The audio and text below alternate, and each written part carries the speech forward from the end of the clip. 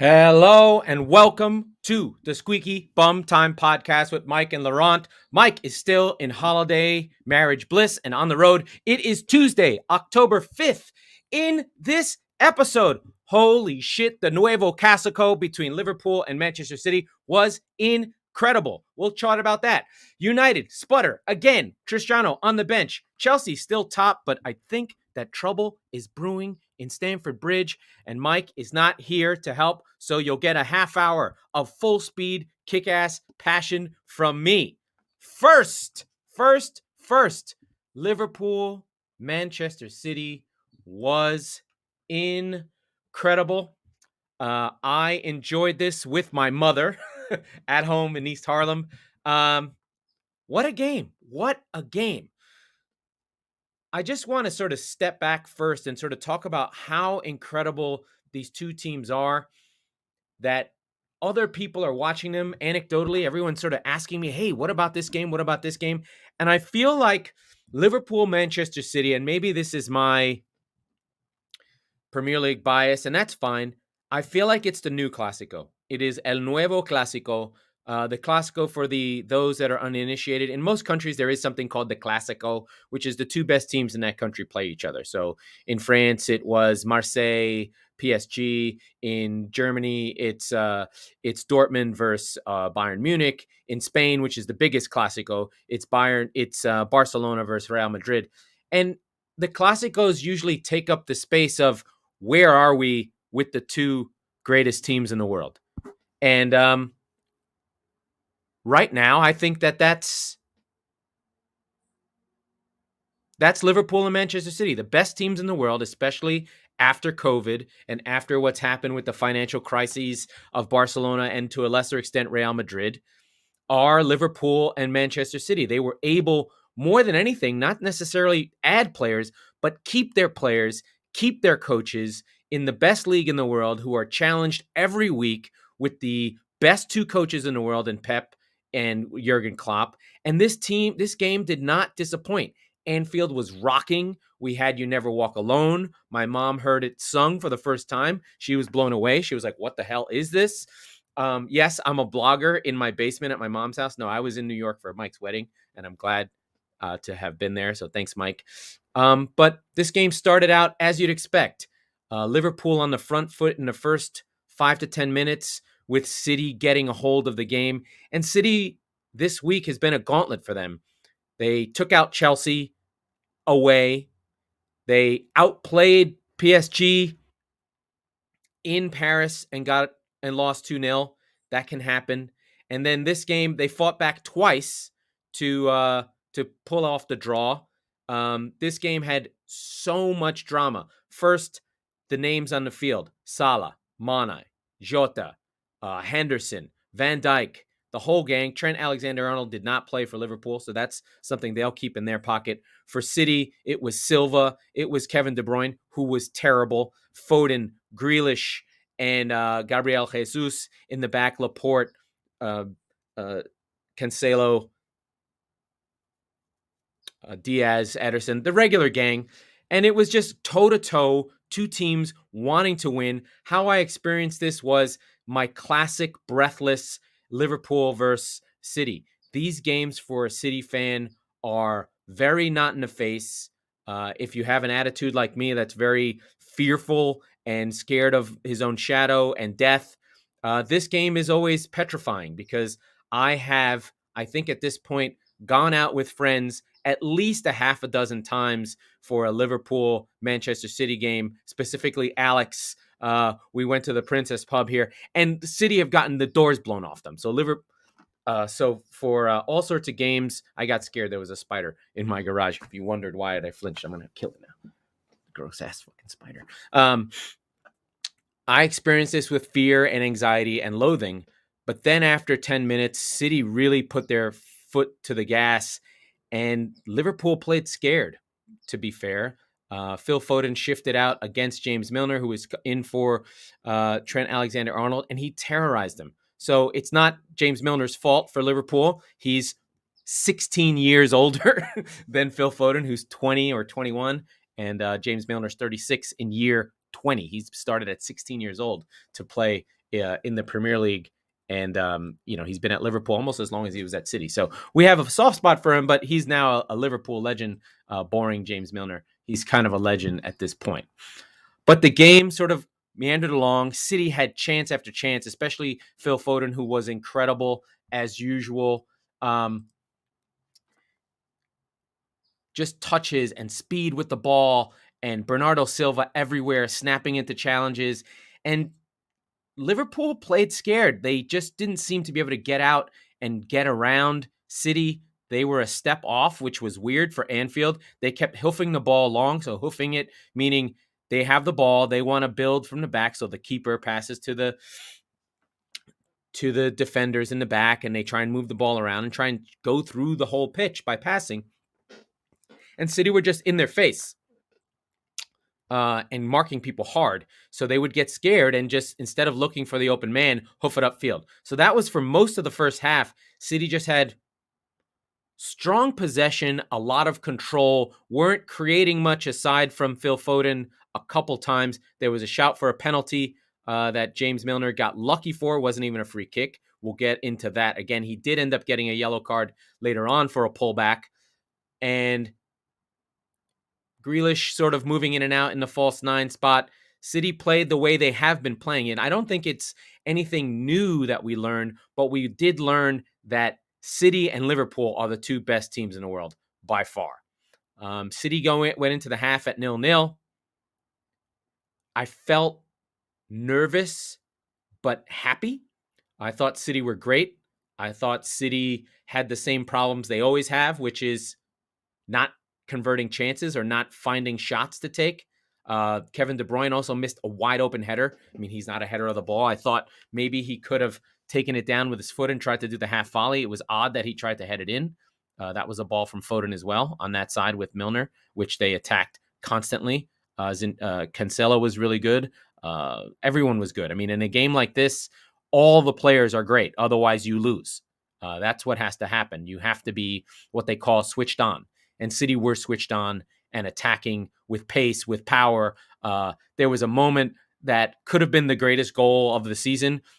And then we actually got it later on, and we'll talk about that in the second half. But Bernardo Silva went through the entire Liverpool team. He spun 3 times. He got through midfielders, defenders, and then made a pass to Foden, who needed to take it first time, but he took a touch, and Alisson was out. Great goalkeeping. We had everything. We had Ederson making insane passes from the back. Everything went on. Everything you'd want to see. Controversies, VARs, a little bit, not too much. Thank God, because I hate VAR. Or we needed it in one sense. But then in the second half, as expected, Liverpool came into the game on 53, I think, 55 or 60. I'm not sure. I could look it up. Salah's out on the wing. He beats Cancelo. And once he's turned and running, you really get the sense of how much control City had, that once they lost a little bit of control, they were in trouble. Once one mistake was made at the halfway line for Salah, he's turning and running inside. Mane makes a ridiculous diagonal run that he goes from the left to the right. Salah slips him in. Really good pass. Shoots it past Ederson. I wished that Ederson could have just made that one save. It reminded, not that it felt like Bravo, because Ederson makes saves all the time, but it did have a Claudio Bravo sense. Like, it just like, come on, man, just make a fucking awesome save to save us here. And he wasn't able to do it. And that's okay. It happens. I didn't get too bummed out about it. But Liverpool were up 1-0, and I thought, oh, God, here we go. Then Liverpool were in the game a lot more. It became a much tighter game, much more of a fight, and it was much more even. Then 10 minutes later, Phil Foden on the left foot hammers it home on great work from De Bruyne, from Gabriel Jesus, a good run from Kyle Walker to sort of cause distraction, a team goal that looks like it's just a good finish, but so many other things are happening in these games. So one of the things you have to look at if you're new to these kind of games is try and see everything. Because the reason a guy is open and a reason why a shot happens invariably is 4 or 5 things that happen. It's not individual brilliance all the time. Sometimes it's someone ran and moved someone out of the way because he picked up in his eyesight and he ran away. In this case, Walker was steaming ahead and sort of distracted the defense so that he created space for other people to run. One of the things I learned while watching football is everything is connected, right? I always talk about this, the idea that it is a weak link sport. And when your team is firing and when your team is really good against great opponents, you need everyone to contribute. Even the bad players need to do little things here and there. For instance, Kevin De Bruyne was terrible in the first half, kept on losing the ball, wasn't able to connect passes. He was trying to do home run passes, like trying to pass balls between people's legs, trying to make a pass that maybe wasn't there, being brave. And then he did make one when he had time after the run that Walker did. So that was cool. And Foden finished City level. I thought, come fucking on. I must have woke up half of East Harlem with my shout, with my scream. It was incredible. Then, of course, we had the moment of an all-time goal. Mo Salah is fucking incredible and terrifying. He went through with his footwork, tiptoeing around in the box. I don't know, all of City. So he sat down Bernardo Silva. He sat down Aymeric Laporte. He sat down Cancelo, who was out of the play because he tried to do something stupid at the halfway line, and just scored a goal for the ages in Anfield. And the place fucking erupted. I was petrified. I thought, good fucking Christ. God damn it, Liverpool. I hate you. I hope you all die in a plane crash like Manchester United in Munich in 1958. You can look it up. That happened. Half their team died. I don't really mean that, but I was so angry. And I was like, God damn it. You can't really feel bad when a player does something fucking incredible. And Mo Salah is right now, if he's not the best player currently in form with Benzema, then he's close. Because I think we'll all admit that Ronaldo and Messi are either not at their best or a little bit past it. Like Ronaldo used to be able to do things like Salah did.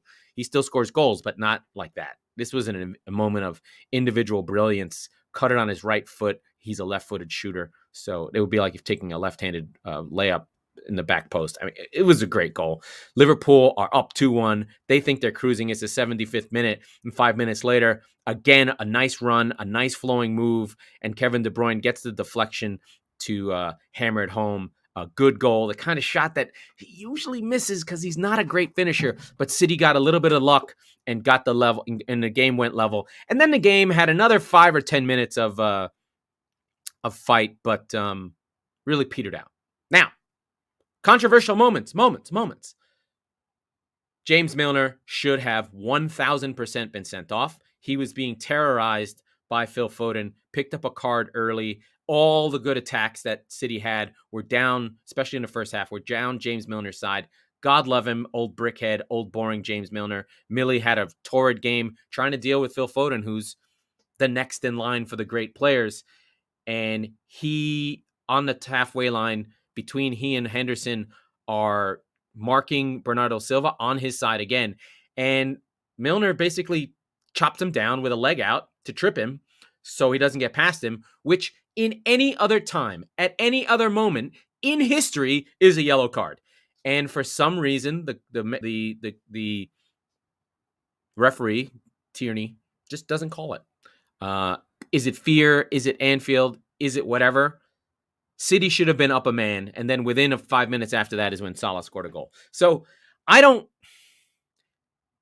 want there to be players sent off unless they are deserving of it. And in this case, James Milner deserved to be sent off. I don't like tic-tac fouls. I don't like VAR. I don't like any of that stuff. But in this case, there was no real reason why Milner should be in that game. He should have been sent off, and the game would have been different. Now, City come away with the draw. I'm super fucking satisfied with it. There are draws that are bad and there are draws that are good. For City, drawing at Anfield against this Liverpool is a good result. City just go through probably their toughest week of the season. They win at Chelsea, which was massive. They lose at PSG, but the group stages, they'll still be fine. They've got young boys twice. I'm not worried about them in that sense. And then they've drawn at Liverpool in a game where they showed a lot of fight, showed a lot of power, showed a lot of control, and it bodes well for their season. City still have the best defense in the league, or close to it, and they go away sitting up 2 points off the top. I'm really pleased with it. I was happy with the game. It was fun. It was exciting. This new Classico, we should appreciate how good these teams are and what level of skill, what this means for the Premier League. This is the biggest league in the world with the best players in the world. And it's amazing that we get to have them. And even as I segue into the United game, we still have the best players in the world. They just have a shitty coach. They get out-coached. Everton on the other side of town go to Old Trafford and draw with Manchester United in a game they could have won. United don't play Ronaldo. United don't play Pogba. For some reason, Ole Gunnar Solskjaer thinks that this is a game to rest, even though it's before the international break. So not smart there. And I could say the same things over and over and over again about United. They just don't have a good coach. I can't say it enough. And this goes into my betting idea of Rafa Benitez, iconoclastic, good coach, going against an amateur. Not amateur, sorry. A coach in Ole Gunnar Solskjaer who is not of the quality of the rest of the coaches in the league. He's just not as good or has the skill to manage the biggest club in the world, especially now, right? Especially now. Manchester United are the most profitable, most valuable club in the world now that Barcelona and Real Madrid are basically on the mend and damaged. It is the most valuable club in the world, and they have a nice guy that deflects from the owners of the team, and they just collect their checks, and Ole says nice things and doesn't demand anything, and is just gets to be the coach of Manchester United. Oh, ho hum, just gets to be the coach of Manchester United. He's a bozo. He's not up for the challenge, and he drops his team points because he does not coach them to win games. He does something else that I don't understand. He doesn't have patterns of play. They're just living on the opportunity to, do whatever. They got hit on the break again, and don't tell me it's because McTominay and Fred. That's an excuse at this point, right? It's an excuse to say, oh, my green screen is acting up. It's an excuse to say you don't have the players. Figure out a way to minimize the risk from those players, right? Figure out a way to minimize the risk from those players. At this point, I don't trust Ole to figure out a way. Other coaches figure out answers to problems. He does not. If you think about Thomas Tuchel and Chelsea's problems, he figured out a way to solve the problems of the defense that Chelsea had. And any team that gets hit on the break, I know this because I am a City fan, any team that gives up goals on the break is never going to win anything. And that's United's problem right now. They cannot prevent teams from breaking in on them when they have lots of possession. So they draw 1-1 on an amazing breakaway from Townsend and Damari Gray. Fred falls apart. I don't remember how they got their early goal. Oh, no, I do. Anthony Martial was playing for Ronaldo on a really nice setup from Bruno Fernandes. But Ronaldo did come on late. Pogba did come on late. They did try and win it, but it was too late. And on the road, at home, they lose. Of course, Everton were incredible. They had a chance to win on a VAR call. Tom Davies will be ruining the fact that he didn't shoot on goal. But right now, United are not a title contender as long as Ole Gunnar Solskjaer is the coach of Manchester United. They are not going to win anything. And I don't know who the right coach should be or what the right culture is or whatever. But I do know that Graham Potter would win the league with this team. Dean Smith would win the league with this team. Thomas Frank would win the league with this team. And those are secondary league managers. They're just better. They just know what to do. There's probably only one team in the Premier League that would have Ole Gunnar Solskjaer over the coach they have. One. Only Newcastle would rather have Ole than their coach. Right? Is that true? I think it is. You let me know. What team in the Premier League right now would rather have Ole Gunnar Solskjaer than their own coach? It's not Chelsea. It's not City. It's not Liverpool. It's not Spurs. It's not Arsenal. It's not Everton. Bad stuff. What a fucking clown show that is.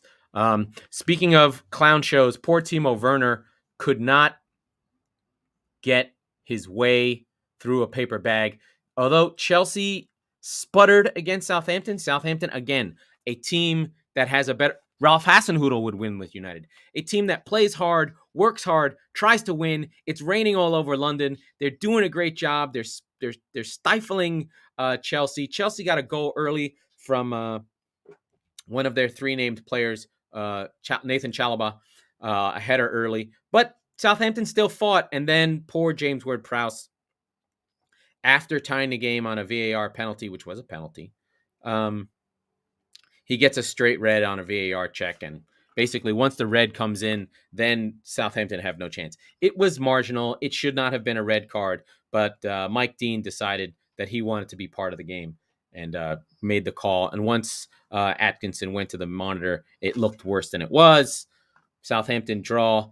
Timo Werner scores 3 goals, 2 of them called off for VAR. I heard a stat that Timo Werner has had 16 goals overturned. 16! That's a fucking lot! I don't think they're all VAR. Maybe some of them are offside goals that, he was clearly offside, but still, 16 different times he's put a ball in a net and had it overturned. That is an incredible number and an incredible stat. But Werner gets his goal. Chelsea cruise. It's no big deal for them. But I think there are problems at Chelsea right now in terms of them being title contenders. They lost to City. They had a hard time in the Champions League against Juventus. And then they had a hard time in this game. They're having problems creating opportunities. So Mason Mount has become really important to them. And when he doesn't play, things aren't working. They're not getting the ball to Lukaku. Things are a little bit weird there. They're still defensively strong. They're still controlling games from defense, but something's not right. I think I would now, even though 2 weeks ago, before City played Chelsea, I would have said, they're going to win the league. It's no big deal. I now sort of sense that Chelsea are not quite up for the challenge. Their offense is the problem. They cannot create enough opportunities right now. So they are missing Mount. They are missing Pulisic. They are missing Hudson-Odoi. They need someone in the middle to create problems, get between the lines, and get the ball to Lukaku. What's happening with Lukaku is he's not getting the ball. He's a great finisher. He had only one chance, and he didn't finish it. So Chelsea stay top of the league, even with all this stuff that's gone on, even with all the items that have happened, all this stuff with City and the Champions League and all this stuff. Chelsea's still top of the league. So they can sit pretty and feel good there, but I don't expect them to win the league. Let's do some housekeeping. Attitude of Gratitude Consulting.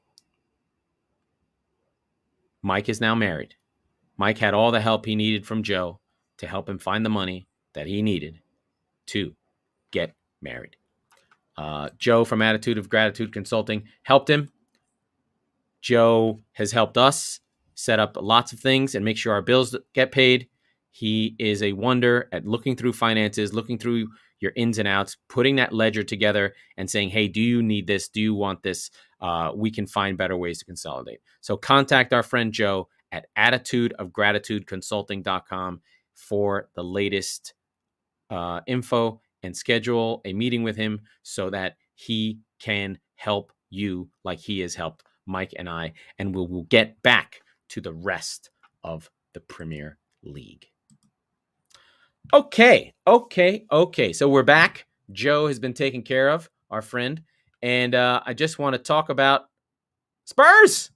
Mike isn't here to wax poetic about Spurs, but I did watch the highlights of Spurs. I thought Aston Villa were going to come in and kill Spurs, but Spurs showed the spirit that they should have showed in the North London derby. It looks like Nuno has figured something out. They were good in the counterattack. Skip and Højbjerg protected the defense. I don't know why Eric Dyer is still playing. Royale and Reguilon are playing in the fullback. So it looks like the defense is shifting. They're getting that defensive solidity that they needed. Harry Kane scored in the week, but not in this game. So the boys were back in town, and it looked from the 10-minute, 15-minute highlights I saw that everything that happened that was good was from Heung-min Son, who, in my mind, is Spurs' best player and has been for probably 2 years. I've always liked him. It might be biased because he absolutely annihilates Manchester City whenever he plays them, but Spurs were so good in this game. And I'd say him and some had only one shot on target, but the goal came from Højbjerg that he set up, and then it looks like there was an own goal. An own goal. Wait, where's the goal? Hold on a second. From Matt Target. Yeah, it wasn't as own goalie as I would say, but it was a good performance by Spurs. Kane took a lot of shots, but they weren't so fantastic. He did press a lot, so he's getting more and more engaged in the game. It looked to me that Son was the big attacker in this game and created everything good for Spurs. But Mora was back in, and Ndombele played higher up the pitch and was able to affect the game on offense and make those transitions work a little bit better. So a version of Spurs appeared in this game that I was happy about. Respect to Villa, Watkins did score a goal. They just, they're not quite here. They're having these moments. This is what happens with good little teams. They're a little inconsistent with their three at the back. Courtney House was really getting turned around quite a lot on the goal by Son. So a good game for Spurs, a needed win for them. A bad loss would have really put them under pressure. So Spurs right the ship a little bit. They have 4 wins and 3 losses. The 3 losses is right up there with, most of the teams in the league that are bad. So a good performance by them. Son good. We'll see if, again, the consistency can come and Nuno can get Spurs to play better on a regular basis. And he does have the international break to work on the team, and he does have time on the pitch to get them moving in the right direction. It is a good win for them and a necessary win for them because I think Spurs were in trouble with another loss. I did bet against them. I did not like what I saw in the North London derby. I thought that Nuno maybe had already lost the team. My quick thought is Dele Alli can never play again. I just think he's gone. The hair, he looks like he's always stoned. I haven't seen a good game from Dele Alli in a long time. And when they play without him, they're better. Skip and Højbjerg with Ndombele in the midfield, that just makes a difference for them, gives them the solidity that they need so that they can attack. I think the issue is that they didn't really have a way to play. And this game, they actually did have a way to play that helped them move forward without the risk of turnover and getting hit on the break. So they are in better shape in that regard. So I like what I saw from Spurs. I always like whenever Son and Kane are playing together, that's how Spurs are going to win games. They still have one more piece to replace. They've got to get rid of Eric Dyer. He's so bad in defense. He's always going to be a weakness. And I think if we can get rid of Eric Dyer, get Ramirez, is it Ramirez? I can't remember his name, the new defender, to play with maybe Rondon or something like that. Maybe Spurs can move forward in that regard, but I don't know where they go to next. Next up in the world of the Premier League, we had our first manager firing. I don't even think I got to know him. Watford, of course, fire their manager after he loses to Leeds after 7 games. Watford are weird. They're like a shit version of Chelsea where they just fire their managers whenever something goes wrong. It's weird that they fired him. He was not our first choice manager.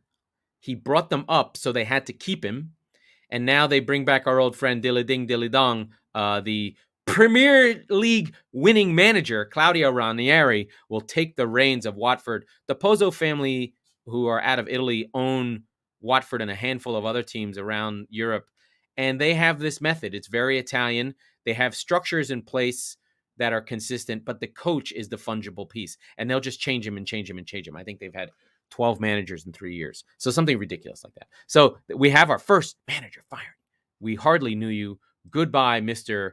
Munoz. I don't even know who you are. You have a strange name. It's Isco Munoz with an X. So we'll see him later. I do want to go now to my friends at Arsenal versus Brighton. This game was 0-0, but Brighton kicked the shit out of Arsenal, and on another day they win. It was pouring with fucking rain.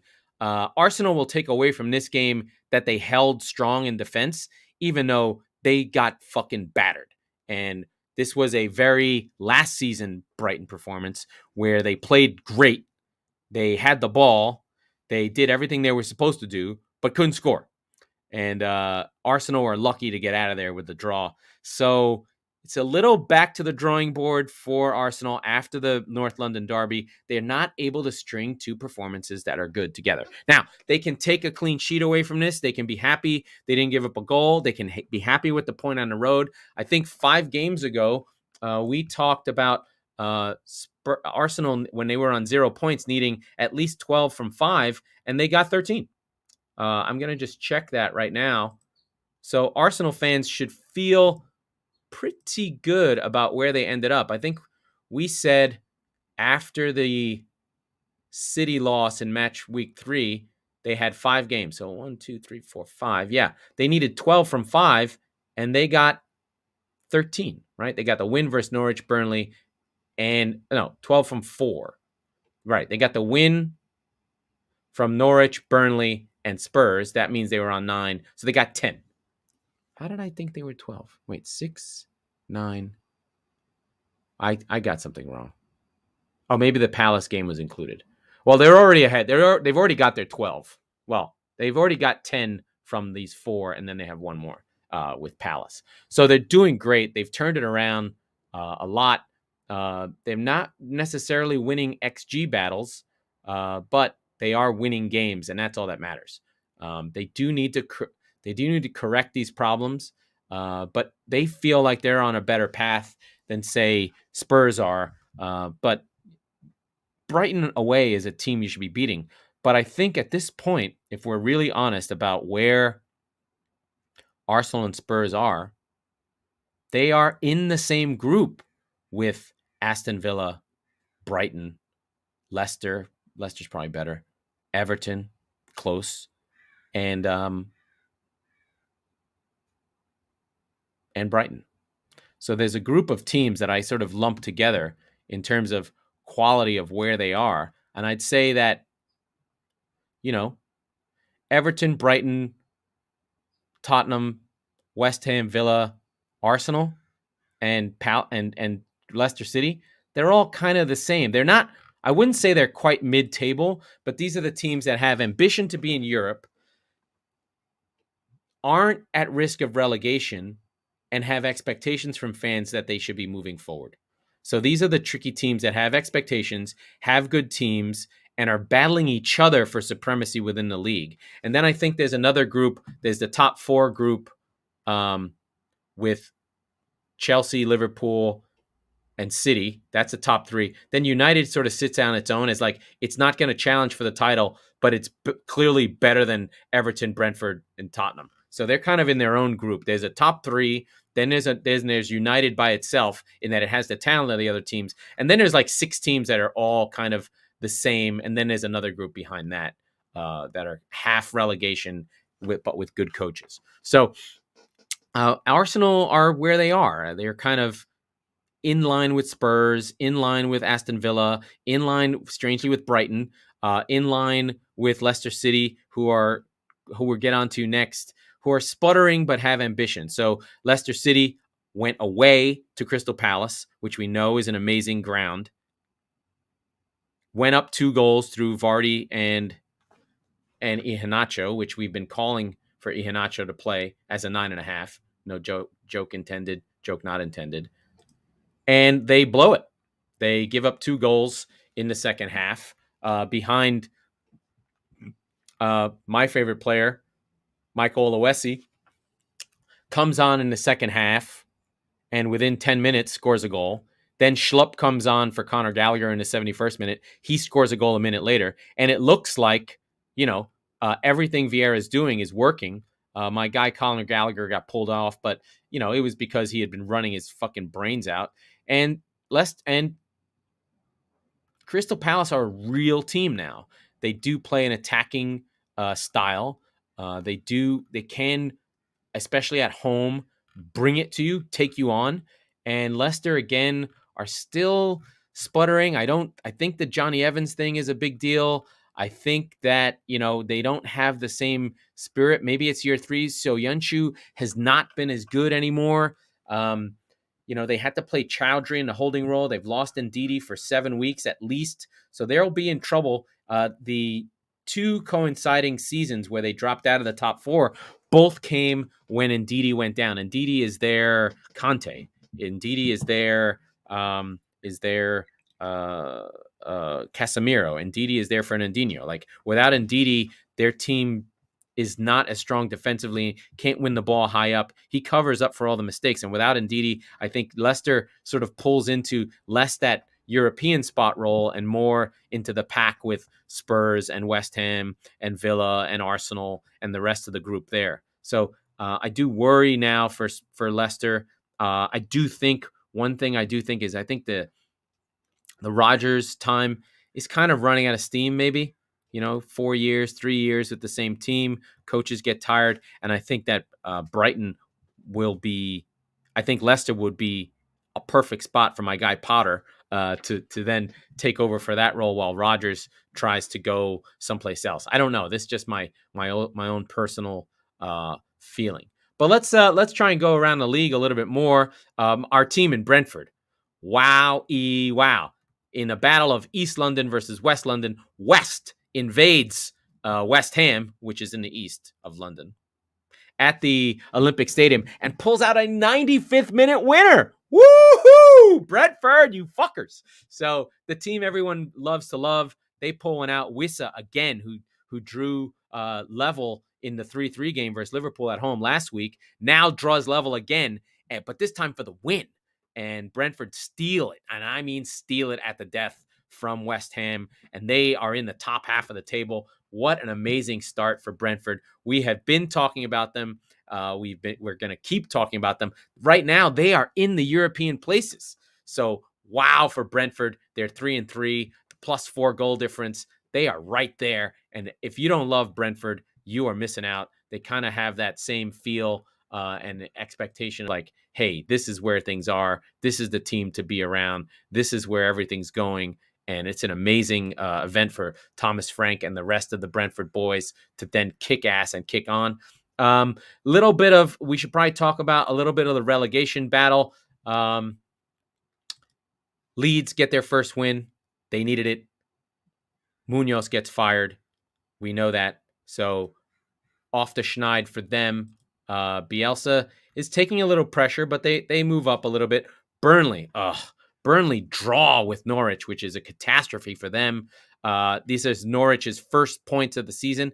I'm really disappointed in Norwich. I thought that, I've really been touting Weber as a modern coach, a model of consistency, but it seems that their consistency about Norwich is that they're okay with going down and they're not going to react to performances within the Premier League. And they're just going to keep Daniel Farke, despite the fact that his team's getting blown out of the water every week. They're just going to take their check and go back down. They are working in a model of sustainability. They are working in an unemotional way when you juxtapose it to Watford, who just fire their coaches all the time. They are looking at consistency and being accepting of where they are and hoping that these losses will help them grow, and perhaps in the second half of the season they'll kick on. They're still only a win away from being right there with Southampton, who have 4 draws, but they're 1-6 with a -14 goal difference, which is bad. But they do get the draw versus Burnley, a good defensive performance on their part. But Burnley, this is a game that Sean Dyche has got to have. He cannot, if he wants to keep Burnley in the league, which I think is his goal. There are less and less shit teams that Burnley can outmuscle. If you look through the league table, only Newcastle are really a team you'd expect to go down and play that same way. Almost all the teams in the league now play progressive football. Southampton, Leeds, Watford. Well, Watford will now have Ranieri, so they'll be 4-4-2. But Crystal Palace, Wolves, Arsenal, like there are no more dinosaurs. There's no more 4-4-2, sit behind the ball, soak up pressure teams. And Dyche is kind of the last of the remaining old school Tony Pulis types. And I think that style that is okay with draws and not going for wins is going to hurt him, because he thinks he thinks there are points on the board, but these other teams are going to accept losses while going for wins. And those draws aren't that valuable, right? Like you look at Southampton, sure, they have 4 draws, but Norwich have 6 losses and they just need 1 win to catch up on those 4 draws. Do you know what I mean? Like it's sort of like the 3-point shot, but even worse. Like you should always go for the win. And if your team is not playing in a way that allows them to win and get 3 points, those losses, they're not as bad. Like draws don't mean shit. Like it's 1 point. Yeah, they mean something, to get to that magical 40 number or whatever. But I would gladly take 2 losses and a win than 2 draws and a loss, right? It's just one of these things where 3 is bigger than 1. So go for the win. Try and win. Those losses don't hurt that much when a draw is only 1 point. I know that sounds ridiculous. Sounds ridiculous to have to even say it, but don't fucking get draws. Draws suck. Don't draw. So I'm worried for Burnley, but Sean Dyche, you got to find a way to get wins, and not winning it versus Norwich is actually a complete and total catastrophe. A complete and total catastrophe. So I think we covered the entire league. This time I got to 40 minutes without Mike. Much harder to do than you'd expect. So where are we? We are in the international break. So what that means is there will be no Premier League games for 2 weeks. The games don't resume until the 16th. And we go to international breaks, which means COVID testing, which means players in quarantine, which means games that no one cares about, which I don't understand why the fuck they do this. For our American fans, sure, we get to watch the U.S. team be terrible against Jamaica. We get to watch some games that matter, some games that don't matter. It is a brutal time to be having an international break, especially after that City Liverpool game.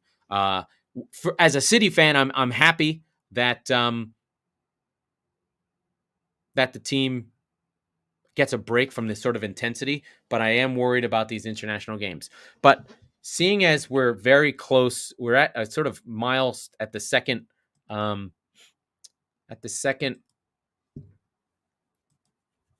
international break, I do want to go through and let's have a look at the table just to get a sense of where we are.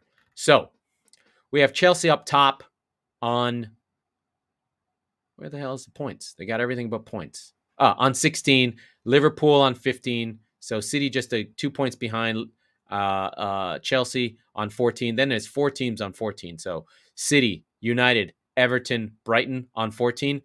The quality of these teams is not the same as each other. You can get a better sense of the XG difference to get a sense of the quality of these teams. So City are plus 11 XG. They get that because they batter teams. Then the next group of teams on 12, Brentford and Tottenham. Funny how narrative works, right? Funny how narrative works. Brentford are 3-1. Spurs are 4-3. But they got 3 wins in a row, then 3 losses in a row, and then a win. Whereas Brentford get the win early, get the draws versus Liverpool. It's all about expectations. Now, their underlying numbers are better, but you can see where they are. West Ham had a lucky win and then an unlucky loss. So those two losses hurt them, but their quality shows. Villa in 10th, Arsenal rounding out the top 10, tied on 10 points. Then Wolves, Leicester. We see Leicester down here in 13th, having a really hard time, and their underlying quality is not good. They're not creating chances. The damage and loss from Madison not being there has been a problem. So they need to get that together. See, XG, they're not even creating chances. Watford sit in 15th, but you can see why they fired Munoz. The underlying numbers were not good for Watford. They got a win in opening day, and they got another win versus Norwich. But otherwise, their underlying numbers have been poor. Leeds, we know about. Bielsa is having a hard time second season. They're still in that XG even space with 10, 4, 12 against, but they haven't actually scored all those goals. So we'll see where they get to. They're 3 under their XG, which hurts them. They need those goals. They're not good enough to not have them. They were about even last season. Then Southampton, Burnley, Newcastle, and Norwich. I expect this bottom 3 to stay there. And Watford will probably get dragged down. I don't think they're good enough either. But the relegation group, I'd say, is Norwich, Newcastle, Burnley, Southampton. You have to put Leeds there. It could happen. Watford. Yeah, it's this group it's this group. It's these 5 teams. I know that sounds obvious, but I think that the quality that we're seeing from Crystal Palace and the quality from Wolves is too good, and I just don't think Brentford are going down, and neither are Brighton. They've already got too many points in the bag. It's really hard when you've already got 14 points or 12 points to get dragged into these single-digit groups. They've got basically a 10-point cushion against these other teams, so they'll be in good shape. But I do think that between these 5, 3 will go down. Watford, Leeds, Southampton, Burnley, Newcastle, Norwich. It's between those 5. Maybe, yeah, all the other teams are way, way, way too good. Okay, I put the time in, and it's looking good. That was the Squeaky Bum Time Podcast with Mike and Laurent. We record on Tuesdays and Thursdays, so be sure to subscribe, and we are part of the Chop Sports Network. We love you. We need you. Mike, I miss you. I will see you on Thursday. Thank you and good night.